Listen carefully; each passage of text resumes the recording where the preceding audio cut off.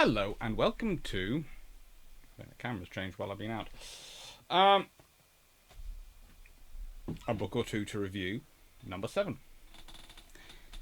And this one time it's Edward I and Wales, 1254 to 1307. Rather appropriate for the special long patrol series which is going on around. This is by David Pilling and it is a beautiful book. It is rather interesting. It's got some good pictures in it. Not enough of castles for my liking, but it has got some very nice pictures of castles. Particularly of Carnarvon, which, and this will get me into trouble, Carnarvon isn't my favourite of the Welsh castles. It really isn't. I'm a big fan of Beaumaris.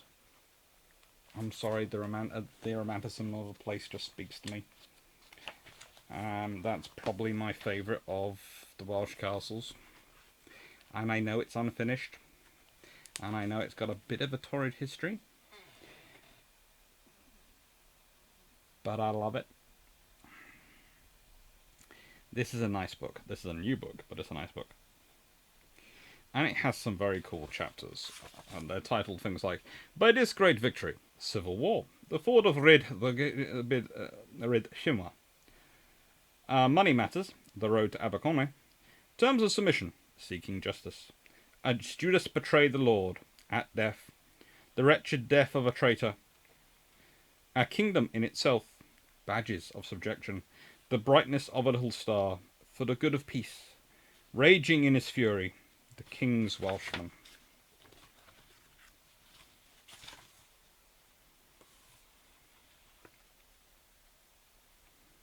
He advanced into Wales on foot, at the head of his lightly clad infantry, lived off the country, and marched up and down the road and about the whole of Wales with such energy that he left not one that pisseth against a wall. Thus Gerald of Wales, writing in the 12th century, described Harold Godwinson's devastating invasion of Wales in 1063. Harold's campaign resulted in the death of Gruffydd ap Llywelyn, the only High King of Wales, whose head was sent to Harold after being separated from its body by fellow Welshmen. 3 years later, Harold himself was killed, hacked to death by Norman knights at the Battle of Hastings. His death spelled the end for Anglo-Saxon England, and his exploits in Wales were quickly forgotten. The Normans might have done better to study them, since no aspiring conqueror of Wales would enjoy the same success until the reign of Edward I. That's 1272 to 1307. 35 very interesting years. Wales was a land of war, where the nobles and the common people were brought up in a martial culture. Turning to Gerald again, this people is light and active, hardy rather than strong, and entirely bred up to the use of arms. For not only the nobles, but all the people are trained to war, and when the trumpet sounds the alarm, the husbandman rushes as eagerly from his plough as the courtier from his court. The Norman conquerors of England, with the insatiable land greed inherited from their Viking forebears, soon turned their eyes west.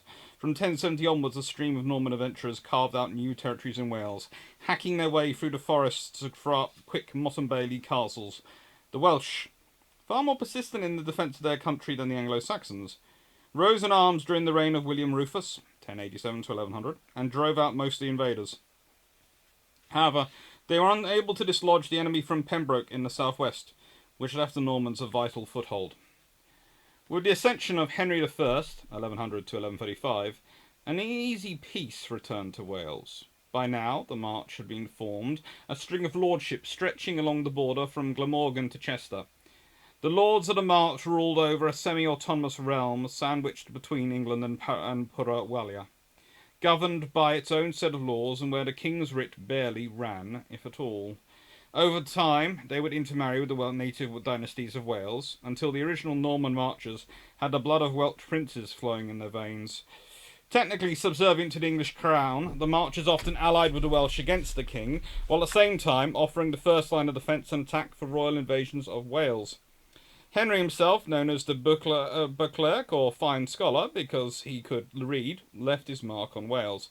He transported hundreds of Flemings to Pembroke, establishing a permanent alien colony on Welsh soil. On several occasions he found it necessary to roll his power into Wales, Though he had no conquest in mind, Henry was chiefly concerned with protecting Normandy from the French, and unwilling to commit too many resources to Wales. He did find the time to enjoy a dalliance with Princess Nest, the Helen of Wales, a lady much in demand. Their grandson, Melier, was part of the first wave of Cambro-Norman invaders of Ireland. The death of Henry, described by Welsh chroniclers as the man with whom none may strive, except God himself, resulted in chaos in England. His competing successors, King Stephen and Henry's daughter Matilda, fought each other for 19 years, a dismal period in English history known as the Anarchy. Pretty much describes it.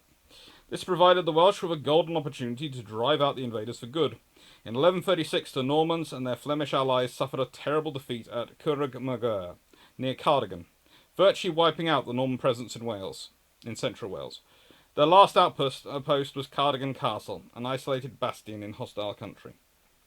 Once the Normans were defeated, the rulers of Wales turned on each other.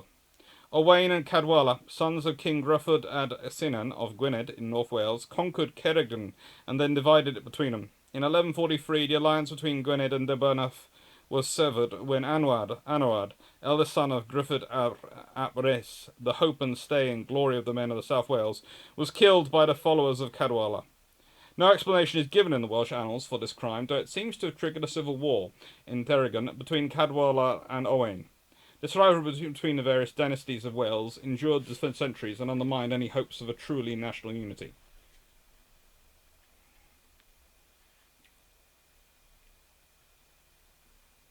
I love Wales. It's a beautiful place to go around. And it's got lovely fertile valleys, but it's also got a large amount of mountainous area. And if you think about it,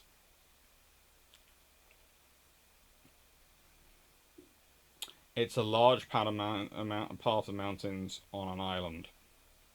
It's not a useful buffer zone as a neutral nation, as arguably Switzerland, Nepal, Tibet served at various points, although Tibet is of course no longer independent, but Switzerland and Nepal are. So to expect the large neighbour to its sort of east to have not taken an interest in the period we're talking about in the medieval ages. We'd love to look back and go, oh, it would have been so peaceful, but as our books are, they were nation forging and have been together for a long, long time, thanks to that. I should know. In my family, surnames range from Newcomb to Gosling to Browning. It's of course Clark, which I am. Jacobs, which is an interesting one because they seem to have gone off, and branches seem to have gone off and found in certain things in other countries and certain biscuit types perhaps, but we're always interested in researching more of those. And there are various other branches. This is the joy of modern Britain. You scratch the surface, we very rarely come from just one part of it. We travel around a bit. In 1153, the wars in England ended with the accession of Henry II. Ruled 1154 to 1188. 34 years. Son of Matilda, and known as Henry Fitz-Empress. He was the first of the Angevin rulers of England, called the Devil's Brood after their appalling tempers and alleged descent from the Melusine, a legendary witch or enchantress. Henry was also the first of the Plantagenets, so called after the sprig of yellow bloom, Plantagenista, that his father, Geoffrey of Anjou, wore as a jaunty decoration on his hat. Henry was possessed of demonic energy, and set about stamping his authority on England and Wales. This is the same Henry who, in a previous one I've been discussing, a previous book we went into, was married to Eleanor of Aquitaine. In 1157, he led an army into North Wales to subdue Prince Owain of Gwynedd. The campaign that followed was messy, with two major engagements fought at Taillefol on the Menai Strait and Hawarden Wood, west of the borders of Cheshire. Henry's fleet was destroyed by the Welsh at Talyfol, and the battle at Hawarden Wood was a strange bloody encounter in which both sides claimed to have won, an argument that still occasionally finds an echo today. The campaign ended with Owain forced out of the eastern Pafweld. This was the territory in the north between the rivers Conwy and Dee. Owain was to pay homage to Henry, as his ancestors had paid homage to Henry's grandfather Beauclerc. The Pafweld was also known as the Fourth Cantref, since it was divided into four cantrefy of Ross, Roderig, Durfidquillid, and Teglin Gatref, which I'm mangling horribly. 8 years later, Henry organised a far more determined expedition against the Welsh. He gathered a great army, allegedly to annihilate all Welshmen, and mustered soldiers from all over his vast empire, a mighty host of the picked warriors of England, Normandy, Flanders, Anjou, Gascony, and all of Scotland. Henry's grand expedition collapsed in the Berrien Mountains amid heavy rains, botched logistics, and ferocious Welsh guerrilla attacks. In a range, he blinded a number of Welsh hostages and trudged back over the border. This was the king's last military effort to impose his authority on the Welsh, but there was more than one way to establish a client state. When Prince Owain died in 1170, the unity he had imposed on Gwynedd fell apart as his many sons fought over their inheritance. In 1173, there was fighting in North Wales when Dafydd attacked his half-brother Magwen and drove him from Mon, Anglesey. He apparently did this on King Henry's behalf, and 1174 was rewarded for his services by being permitted to marry the king's sister, Emma Plantagenet. Dafydd went on to extend his power over the whole of Gwynedd and styled himself David Rex Novalis, David, King of North Wales. David Rex Nowali. Since he was a committed royalist, this meant Henry had achieved hegemony over North Wales after all. It didn't last long. In 1175, Dafydd was expelled by Rhodri, another of his brothers, who drove him east of the River Conwy. This left Rhodri supreme in an independent Gwynedd and Mon, while Dafydd ruled as king of the Pefweld from his castles of Rhuddlan and Denby in Ellesmere.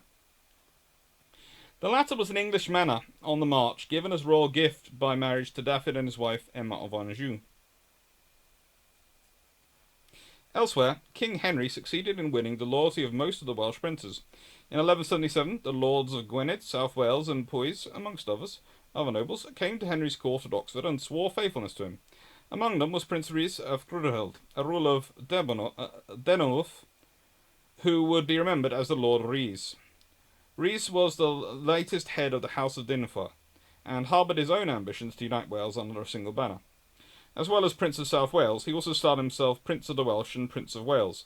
In real terms, he was ruler of Denurf, and Henry's Justiciar of South Wales after the king appointed him to that post in 1171. He too had fought battles against the king, though after 1171 he maintained good relations with Henry until the latter's death in 1189. In the reign of Richard I, the Lord Rhys took advantage of the new king's preoccupation with France and the Holy Land and attacked Norman lordships in the south. Richard sent his brother, Count John, with an army to deal the revolt, and a temporary peace was made. When Richard was captured on his return from crusade in 1192, brother John tried to usurp the crown by attacking royalists in England.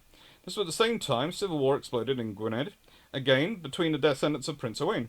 King Richard's chief ally, King Dafydd, was fatally undermined by a lack of support. The English king had stripped the Welsh marchers of troops for his foreign campaigns, which left Dafydd with too few soldiers to resist the assault of his kinsmen.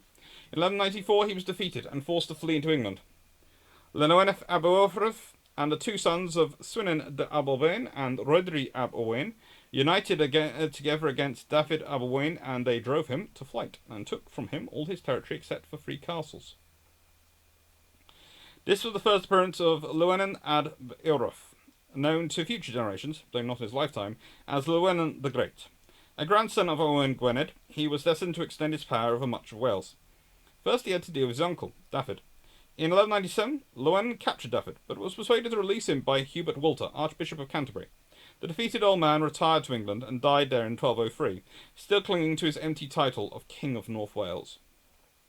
In the south, the advance of Rhys and Gruffydd was checked by infighting amongst his sons, the old story, and his own death in 1197. The annihilator of the English, Shield the Welsh, had won many victories, but failed to expel the Normans from Cardigan. The unity he imposed on Denurf was already falling apart, and the next year witnessed the resurgence of royal power in South West Wales. At Pencastle on 22nd of July 1198, the Welsh suffered a crushing defeat at the hands of an English army, led by Geoffrey Fitzpeter, King Richard's Justiciar. Though the battle took place in Powys, men of Gwynedd were involved, and a number of Welsh princes butchered in the rout. The rise of Llewellyn ab Iwerddon was opposed by John, now King of England. The relationship was eased somewhat by Llewellyn's marriage in 1205 to Joan, the king's illegitimate daughter. She often acted as an arbiter between them, and was another example of the willingness of the lords of Gwynedd to marry into the ruling dynasty of England. In 1211, relations broke down between John and Llewellyn, and the king took an army into Gwynedd. After an initial repulse, he successfully overran the Pethwald and burnt the town of Bangor. John was assisted by the Welsh lords of South Wales and Powys, only too happy to attack their ancient enemies of Gwynedd. Llewellyn was forced to sue for peace and pay tribute to John, who returned to England in triumph. It's the most successful royal foray into Wales since the days of Harold, and John wasn't finished yet. While Llewellyn ab Iwerddon consolidated his power in North Wales, the internal conflict in the south had intensified. John sought to make the most of these divisions. He gave his support to Rhys, Eunuch, and Owain Argraffan, grandsons of the Lord of Rhys and William Burrus, and Norman Lord of Gar. Rhys and Owain opposed their uncle, Rhys Gaeg, Rhys the Horse, for control of Dernbath. At first, they had to oppose the king, but then switched sides when John offered to help them destroy their uncle. It's so nice when you can play family politics against each other. The result was the Battle of Llandilio in January 1213, when a combined army of Welsh and Norman troops defeated the host of Rhys Grig. Shortly afterwards, the Allies took Rhys's castle at Dynfar, ancestral seat of his dynasty and key to Tweed Valley. John's gains in Wales were undone by the defeat of his allies at Bouvines, Flanders, in July 1214. This led to the total collapse of the Angevin Empire in France and protracted civil war in England. Threatened with a French invasion and total loss of his crown, John was unable to pay any attention to Wales. This wasn't the first or last time that civil strife in England handed the Welsh an opportunity. In the following years, Prince Llewellyn was able to completely recover his position, and in 1218 agreed to the Treaty of Worcester with John's successor, Henry III. This confirmed Llewellyn in all his recent conquests, and remained the dominant power in Wales until 1240.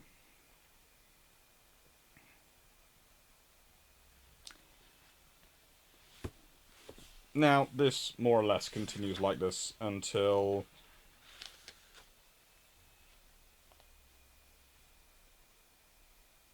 pretty much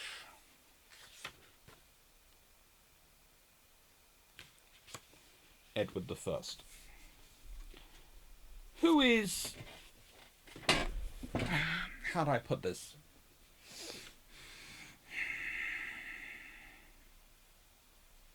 Because of the Welsh propensity for infighting and beating each other up, and some very, very interesting history presented in some of their castles. But we'll leave that to one side. Because of that,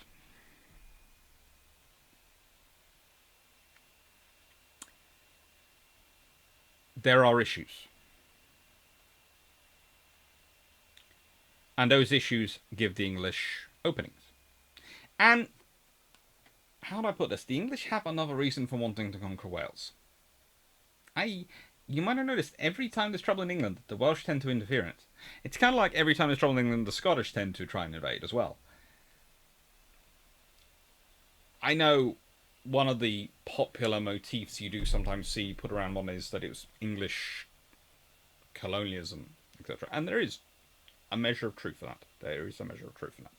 But there's also a lot of English reactionism, i.e. Scotland's all alliances with the French, and we're always ending up in wars against the French. And sometimes it's our fault, sometimes it's their fault, sometimes it's just the fact that we're two quite powerful nations living across across a body of water from each other, and we don't agree on everything. And sometimes we're just the nearest enemy who we can fight. It is quite depressing sometimes. But that means that England is going to strive to have the rules of England are going to look to and go, well, I have all this coastal border to deal with, and I've got these two land borders, and beyond that I've got the coast. And Ireland, honestly, yes, that is straight up expansionism, but because let's be honest, if Ireland ever managed to form a stable government for any more than 5 minutes in this period, it was a surprise to everyone, most of all the Irish. They do have some people who try very hard and get very, very hard, but the Irish are worse than the Welsh. The Scottish are more organised than the Welsh, but it was basically a descending scale of we're going to have infighting. What can I say? The English have the advantage of having the French. It provides us with a common enemy to unite against. Maybe that's it. Or maybe because we got conquered by the Normans. Who knows? Anyway, the thing is, the reason the English are looking at Wales, the reason they look at Scotland, the reason we want to build a unified is security more than anything else. But I would still point out that when the Act of Union is actually passed between England and Scotland, it's because Scotland was sort of, and I put this as a sort of, going bankrupt through mismanagement of their own affairs. And you can say that largely happens because the kings in Scotland have different powers and different roles to the kings in England. And because the kings in England arguably enjoyed more power than the kings of Scotland, the combined monarchy wasn't really working that well because the kings in England, the kings, monarchs, tended to focus more on England because they had more power and it was less annoying. Whereas in Scotland they had to fight for everything the whole time. In England they only had to fight for most things, most of the time. Oh, joys of the early forms of constitutional monarchy. Or monocracy. A monarchy with a parliamentary democracy added in. Or non-parliamocracy, if you want to call it that way. Anyway, this is a very good book, and it's a very, very cool bit of history. And you soon realise that the advantage Edward has over many of his predecessors is his willingness to commit. And the fact that he's lost a lot of lands in France and other parts of the world, so he doesn't have to worry about that. If he wants to go and invade France, he can go and invade France, but he's not going to maintain lands there and keep worrying about protecting them. Going into war with France is far more offensive than it used to be. It used to be defensive as much as offensive. Now it's offensive, purely, when he feels like it. So that's why he can surround Wales. It's a good book.